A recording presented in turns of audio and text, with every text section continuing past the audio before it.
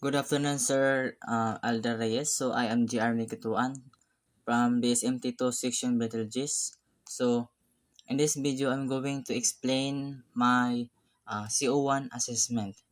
So, first, my cargo or my packaging or dangerous cargo is calcium phosphide. So, for now, we're here in the DGL or dangerous cargo list. So, but first, we need to go in the index to find, we need to go to the index to find where is the calcium phosphide. So now, we need to find where is calcium phosphide. So first, we need to find calcium phosphide. Calcium phosphide. So, here, calcium phosphide. So, in a dark, or gray. So, here, he's not marine pollutant and its class is 4.3 and UN number is 1360. So for now we're going to the DGL or dangerous cargos list. So we need to find the UN number of my cargo calcium phosphide. So our UN number is 1360. So we need to find 1360. 1360. 1360. So here, calcium phosphide. Calcium phosphide have a class or division 4.3, subsidiary hazard 6.1, packing group is 1, special provision none, limited quantities 0, exempted quantities A0. So the packing instruction is in the P403. 403, page 403 or P403, and provision is PP31, and the IBC instruction none, and their aims to the emergency situation or emergency situation. For the fire is G if G, and the spillage is N, and stowage handling is category E of stowage 2, stowage 5, handling 1. And his segregation is segregation 26 and segregation 35. So for now we're going to find the class division, but first we're going to find his marking and labeling. Di ba nakita na nato at ang iyang class division, so modulong ta sa volume 1 para pangitaon niyang marking and labeling. Ato siya pangitaon.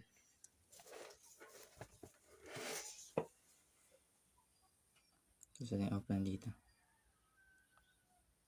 Oh.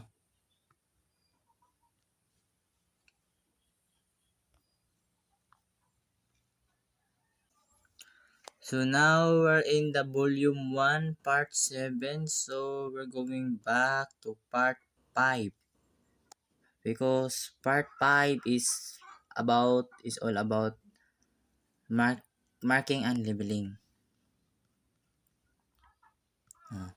These are the marking UN number markings. So we need to find the 6 or 4.3.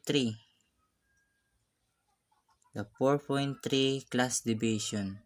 4.3 substance which in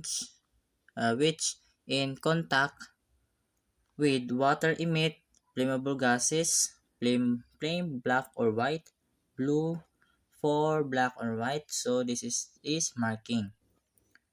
Blue siya na diamond na naay sa tunga na fire with color black, tapos isa is color white, black. Flame with black or white. So next is the packing instruction. So in packing instruction, so we're going to the 4. In the 4, because part 4 is all about the packing instructions. So we need to find his packing instruction like P P6003.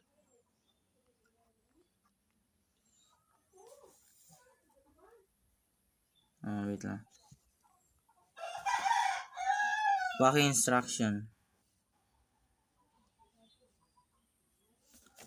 The packing instruction P6 P602. These are the P602. This is the packing instruction that have my cargo, the calcium phosphide. So the following packaging are authorized provided the general provisions of 4.1, 4.1.1 and 4.1.3 are met in the packaging are hermetically sealed. So, tapos, ini humana na is ang documentation of the cargo. So, to find the documentation of the cargo,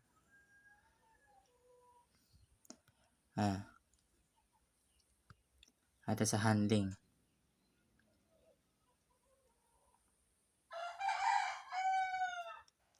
Documentation, write the expected documents to be checked. So, ang dapat natulong ko nun is mag-1 ta online ta. Okay. So, ang kuno na is documentation, write the expected documents man. So, ang aton is know the cargoes, check the labels, check the documents of the cargo. Ensure that before loading any IMDG cargo, the agent or shipper has handed over the technical name of the cargo carried, the declaration certificate saying a cargo has been packed as per the IMDG code. So that was the item number 3, the documentation. So in item number 4 is the emergency procedures in case of emergency, or EMS, the general comment only. So to find the general comment, so we're going to the supplement.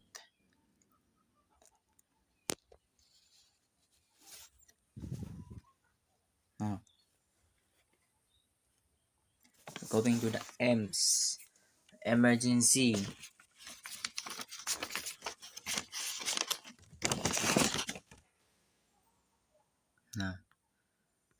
EMS.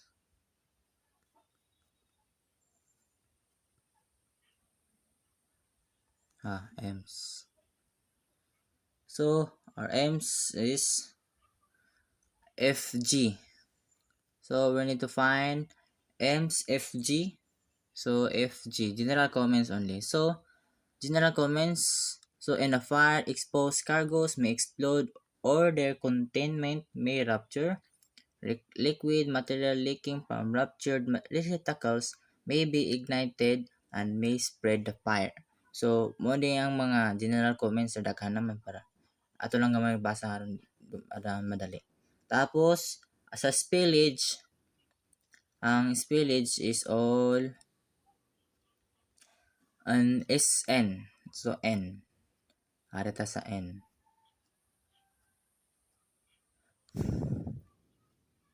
N.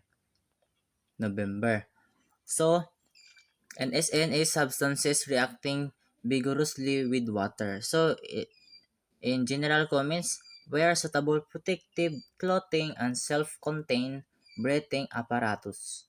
Avoid all sources of ignition or naked lights and unprotected light bulbs, electric hand tools or friction, wear non-sparking footwear, and stop leak if practicable. So those are the general comments of spillage schedule of November. So in the item 5, the segregation or handling stowage. So for finding the segregation, we're going to the volume 1, part 7. Part 7 of the IMDG code is all about the segregation, handling, and storage. So part 7, we're going to the part 7. So part 4, 6, part 6,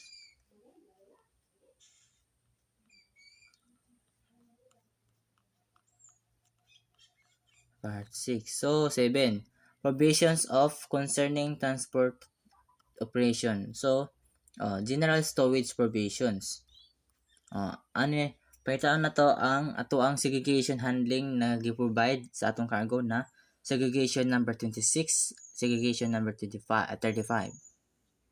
So segregation and categories, stowage category E, and segregation 26 is segregation 35, handling or category stowage category E, sewage 2, sewage 5, and handling 1. So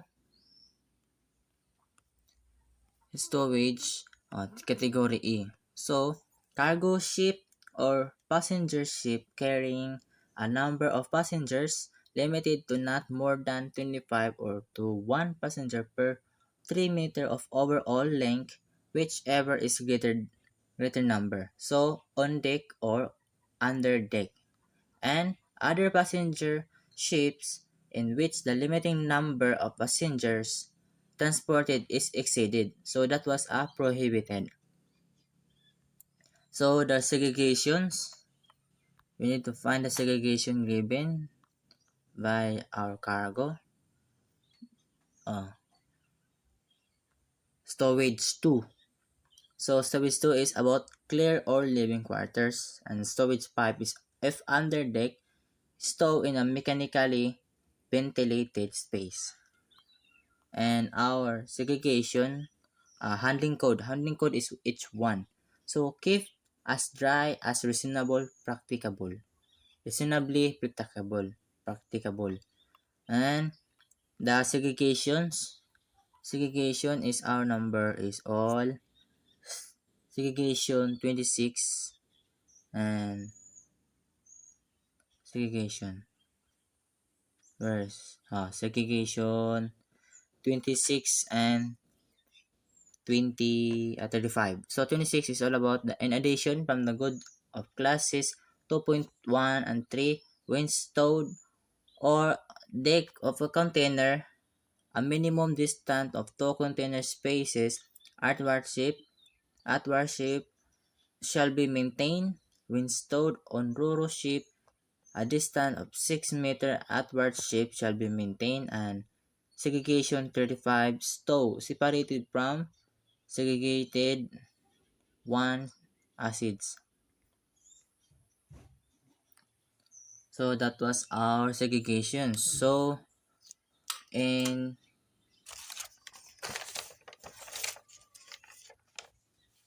the 3.2, check the segregations procedures in class 4.2 DG code will be loaded together.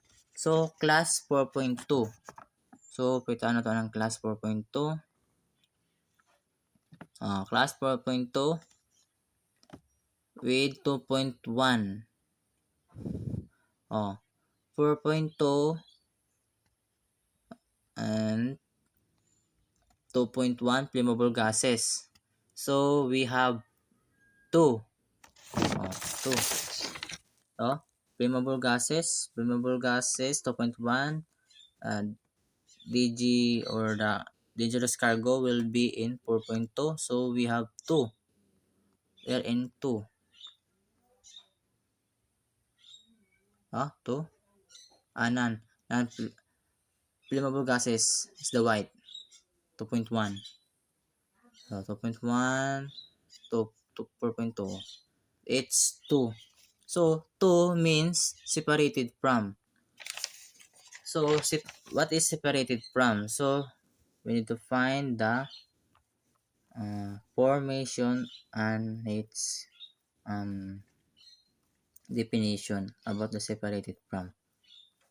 So here in the page 491. So separated from in different compartments or hold when stored under deck, provided the intervening deck is resistant to fire and liquid. A vertical separation in different compartments may be accepted as equivalent to desegregation. For on-deck stowage, desegregation means a separation by a distance of at least 6 meter horizontally.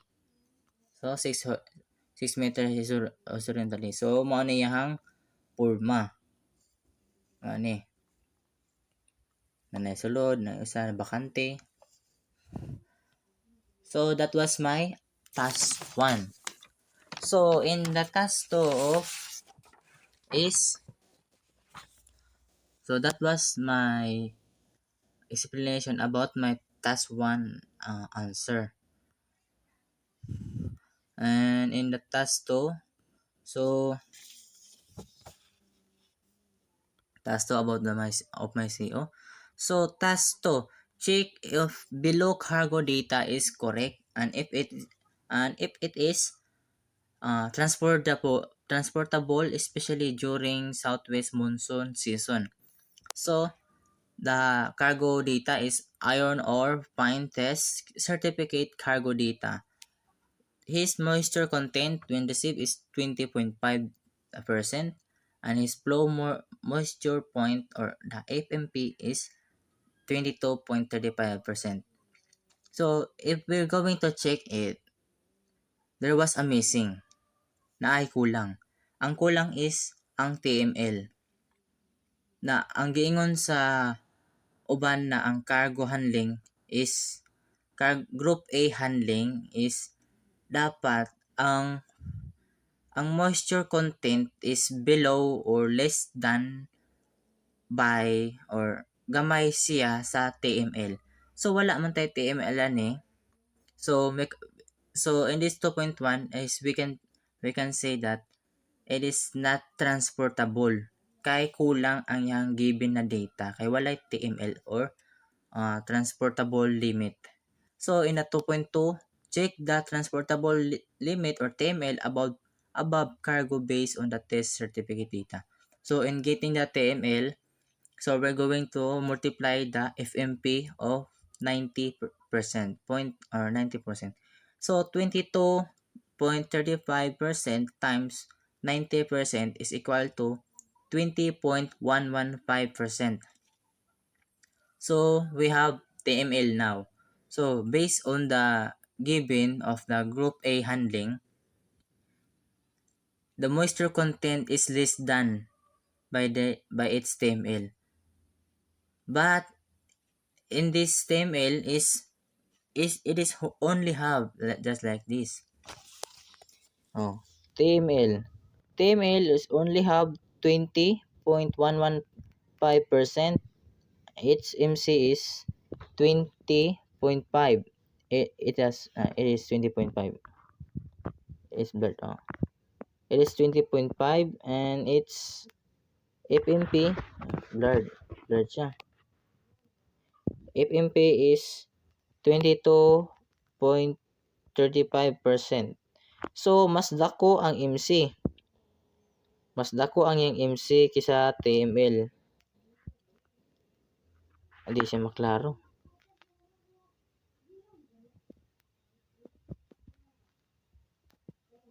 Hindi siya maklaro. Basta dako ang iyang MC, gamay ang TML. So dili siya safe. Di siya safe i-transport or di siya safe i-load. So dapat ang mahitabo ani padak-an gamay si FMP para ang TML anytime sa kay ang TML is 90% of FMP man. So dapat padак-an gamay si FMP or pagamyan gamay si moisture content para pwede siya i-load. Kaya kung dako ang FMP i-times na to 90%. So kung dako siya na i i-base na to sa MC, so mas dako na ang unta ang TML. So gamay man ni, so unsafe siya i-load. So unsafe i-load ang kaning cargo data ni. Muna answer sa tapos sa task number 3, discuss the items to be monitored during handling group A bulk cargo as per ISBC code. So my answer of that uh, lang is this, wait lang, this. Task 3, discuss the items to be monitored during handling group A bulk cargo as per IMSBC code. So these are the items to be monitored during handling group A. So water on the surface of the cargo and within with birds, splatter within the hole during the initial loading, clay-like appearance of the cargo, or make sure the shipper has supplied the required information including the TML and the actual moisture content. Only accept the cargo if the actual moisture content is less than its TML, and carry out visual monitoring during loading. If this any indication of high moisture content, stop loading and seek further advice. The second to the last is to consider trimming the cargo to reduce the likelihood of cargo ship or shift. And last is take measures to prevent water or other liquids entering the cargo space during loading and throughout the voyage. So that was all my answer or my explanation about my answer, sir. So I hope you will understand my explanation, and thank you.